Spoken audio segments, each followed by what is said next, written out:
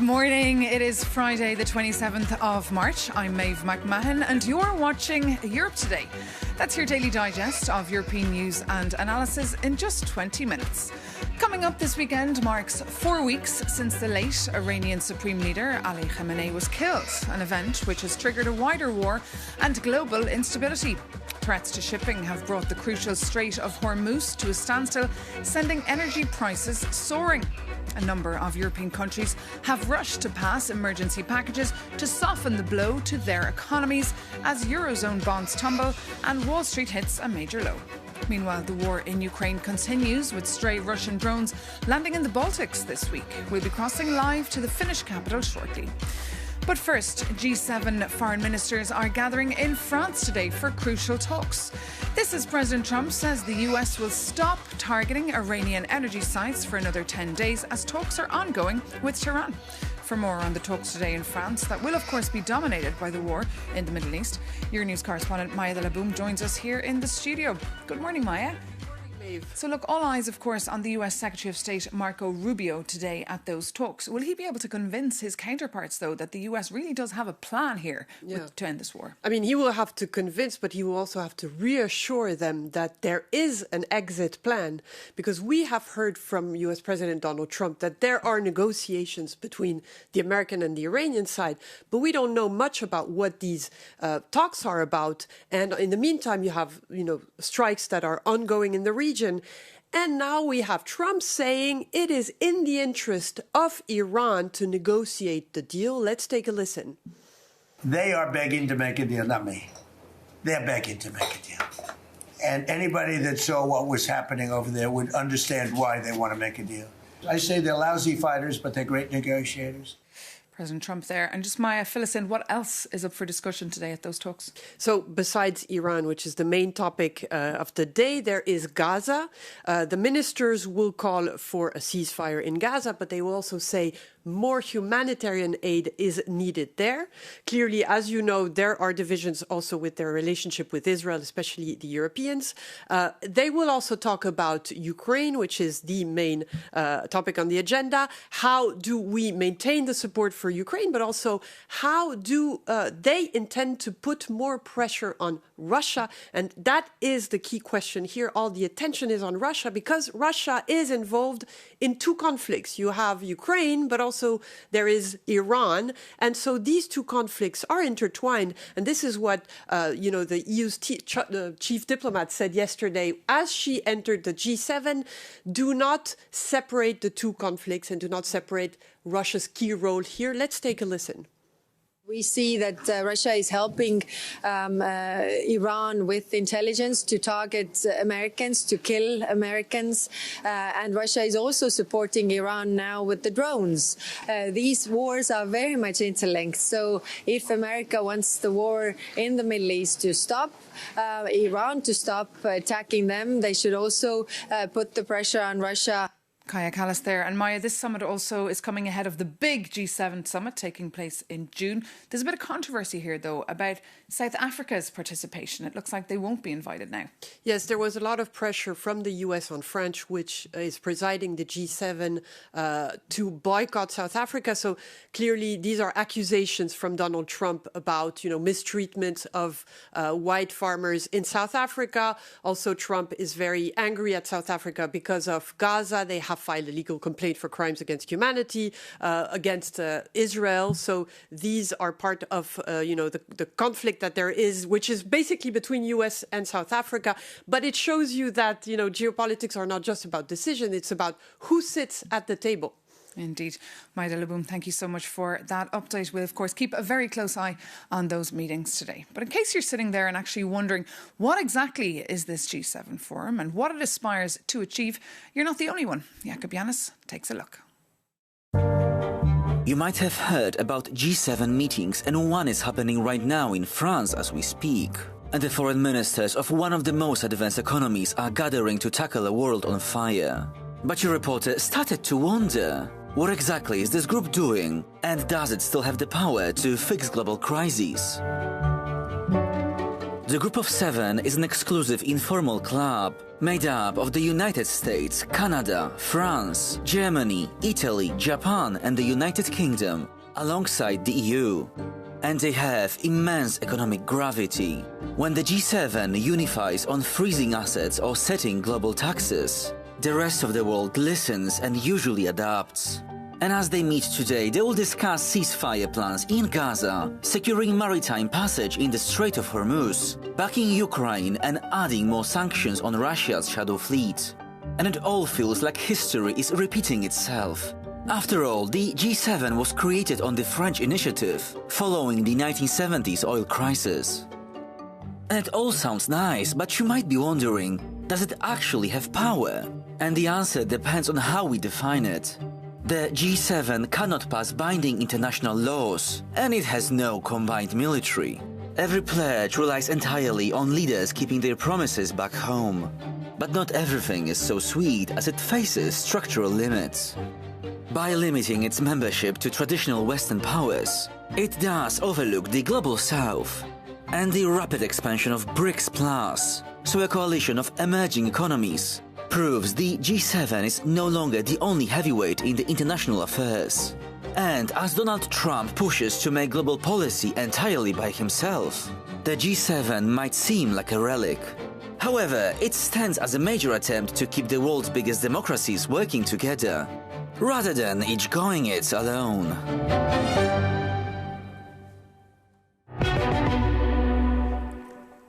And as those talks get underway today, President Trump has said he will delay attacks on Iran's energy infrastructure until the 6th of April. He claims that talks with Iran on a peace deal are going, quote, very well, but the Iranian regime has said it has doubts about Washington's willingness to negotiate. To find out exactly what is the Iranian counter-ceasefire plan, we can cross now to Euronews' newsroom in Lyon and bring in our Babak Kamir, that's the head of our Persian news service. Good morning, Babak. Just tell us, the Iranian regime so far is rejecting President Trump's plans to talk. So what exactly is their proposal? Listen, what we know about Iran's plan largely comes from Iranian media reports. It includes several key demands: the withdrawal of U.S. troops from the Middle East, guarantees against any further strikes on Iran, compensation for damages, and recognition of Iran's missile program. At the same time, Tehran has dismissed a proposal from Trump, describing them as an unrealistic list of demands. In reality, both sides are putting forward conditions that the other is highly unlikely to accept. From Iran's perspective, giving up core elements such as its missile program would go directly against the Islamic Republic's strategic doctrine. In fact, accepting such terms could fundamentally undermine the system itself, something Trump has at times hinted at in the context of regime change. We are also seeing mixed signals. On the one hand, Trump has extended his deadline and posed a potential strike for another 10 days. On the other, there are credible reports of increased U.S. military deployment in the region. The gap between the two sides remains extremely wide. Even 10 weeks, not just 10 days, would likely not be enough to bridge it. So while some of this may still be signaling or strategic bluffing, the overall picture is clear. The positions remain fundamentally incompatible, and the risk of escalation is not only real, it may be increasing. Okay. Babak Kamir, thank you so much for that update there from Euronews Lyon. Now, Lebanon was drawn into this war in early March when Tehran-backed Hezbollah began firing rockets into Israel, and Israel fired back. The Lebanese cabinet has now said that Israel is, quote, threatening Lebanon's sovereignty and will file a complaint with the Security Council in this regard. The humanitarian impact in just a couple of weeks has been devastating, with over 1 million displaced in Lebanon and many, many dead. For The View now from Lebanon, coming up, we'll be joined by Ghassan Salami, a huge academic and political figure in Lebanon, currently serving as the Minister of Culture since February 2025. Good morning, Minister. Thank you so much for joining us here on Euronews. Thank you for inviting me. Just first question, how severe is the situation in southern Lebanon, especially right now? Well, I think I agree with the Associated Press qualification of what is happening. Yesterday, AP has shifted from something quite vague into saying exactly that it's an invasion. I used to say it's a creeping action by the Israeli military, and I say since yesterday, it's now an invasion. And Israel is saying clearly that it wants to create a buffer zone in South Lebanon. Are you fearing now a land grab? We've even heard one far-right Israeli minister calling for annexation. Yes, that's true.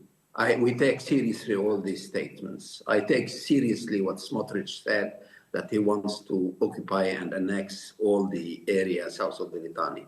I take even more seriously what Katz, the Minister of Defense, said, that he wants to have a buffer zone until the Litani. The problem is the following. There is a long history of Israel with buffer zones. They had a buffer zone in South Lebanon for 22 years until the year 2000, when they withdrew and said, we don't need it anymore. It is doing harm to us more than it is doing any good. But now the new form of buffer zone they are trying to implement on the ground is very different. Wherever they go, they don't leave any civilian. They don't leave any house. They don't leave any possibility for civilians to go back to houses because they are absolutely destroying all the villages. 34 of them have been destroyed, and therefore what they are, the new concept of the buffer zone is a much more radical one, much more damaging for the civilian population. And tell me, how's your government supporting civilian populations? Are you encouraging people to stay in areas that are under attack, or should they flee? And do you have enough support for these people on the ground? It is very difficult to support them because very often ambulances are hit, relief trucks are hit, etc. So no, we leave it to them to decide what they do. But whenever they move from their homes, we take care of them. And that's why we have now more than 700 shelters across the country where they are received and properly treated and fed. I am going immediately after this interview to visit 3 or 4 of these shelters in the outskirts of Beirut. We take care of them, and I should say that the flow of international aid is starting to come and to help us by sea and by air. And we have put in place a service of very rapid distribution. Once we get any help, it goes almost the same day to those who need it. We have now more than 1,100,000 people. That's 1 out of 5 Lebanese who has been displaced, and some, I would say 17 or 18% of them live in these shelters. And any hopes for talks with the Israelis to bring an end to this? We offer. The President of the Republic offered negotiating with Israel. We didn't have the proper answer so far. And we haven't been able to encourage possible mediators to put enough pressure on Israel to answer to our proposal. But the proposal was officially made by the president 3 weeks ago. And even if there is a ceasefire eventually between the US, Israel and Iran to end the war, to what extent could Lebanon just be left to be destroyed? It can be left to be destroyed. Here we are navigating very, very prudently between 2 possible scenarios we don't like. One, that there is a ceasefire in the Gulf, although I don't see it right now. I don't see it, but this is another story. But suppose you have a ceasefire in the Gulf and Lebanon is left to itself to be destroyed entirely by the Israelis. This is one horrible scenario.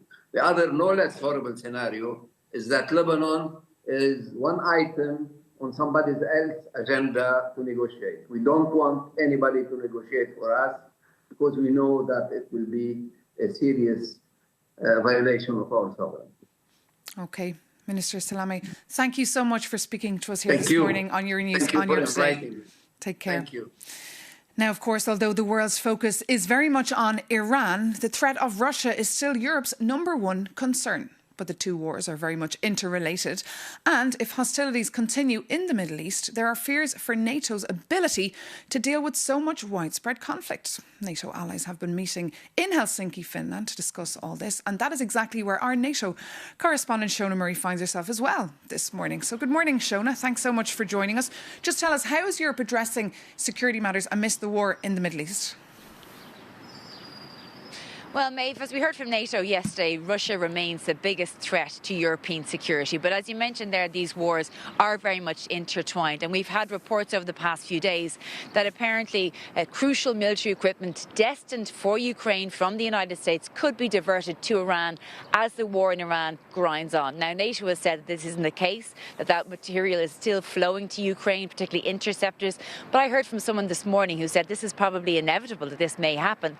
In addition to that, here in Helsinki, we had the leaders of the Baltics and the Arctic countries, in particular the Prime Minister of Norway and President Stubb of Finland, saying yesterday, repeating the mantra that the war in Iran is not NATO's war, NATO is a defensive organisation.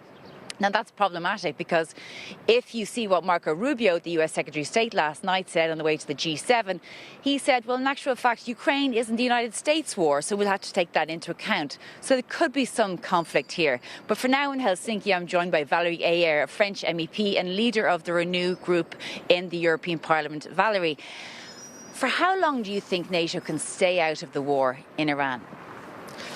Let's be clear, this is not our war. And a shift of attention on Ukraine would be a huge mistake. Europe's security is Ukraine's security, and Ukraine's security is Europe's security. Russia is the first threat for us, and that's why we have to be fully committed and to empower ourselves. But what we heard from Mark Rutte, the Secretary General of NATO, yesterday was that, well, the United States is really helping in this war with Ukraine and Russia because of the negotiations at the table. Now Marco Rubio is saying, if you don't help us in Iran, we won't help you with Ukraine and Russia anymore. Ukraine is not a bargaining chip. And this is not, Iran's war is not our war. We stand here today in Finland. This is the longest border between the EU and Russia. We have to defend Finland. We have to defend Ukraine. We have to defend the EU. And this is our top priority, and it remains. But France and the UK and several other countries are part of a sort of a joint coalition to maybe resecure the Strait of Hormuz. Now, they say it's when the hostilities end, but they're part of that. Do you think that maybe the Europeans will need to put their shoulders to the wheel, help the Americans in order to get some payback for Ukraine? This is not a question on helping the American. This is a question of securing the Hormuz pass to make sure that energy issues is not so harmful for Europe. But do you think that the Europeans can do anything realistically anyway in the Strait of Hormuz, despite the fact that, of course, the European economies are really suffering? As I said, this is a question of energy security. Also, what we have done until now at the European level is also to move on environmental transitions. What this war shows us is our weakness. We are too dependent on fossil fuels, so we have to move on and to be more independent. And the point you made there, obviously, we're in Helsinki, which has the largest border inside NATO with Russia, and a country that's very much leading the way when it comes to preparedness. Thank you very much, Valérie Ayer, for that this morning. And back to you, Maeve. Thank you so much, Shona, for that update. And of course, to your guest there, Valérie Ayer, in what looks like a very windy, chilly Helsinki. Well, thank you so much now for tuning into us here on Europe Today. That brings this edition to an end. Thank you so much for your company. As always, if you need any more context, news and analysis, please do visit Euronews.com. You can also download our app, and you can join us on any of our social media sites and send us direct messages if you want to get involved in the conversation.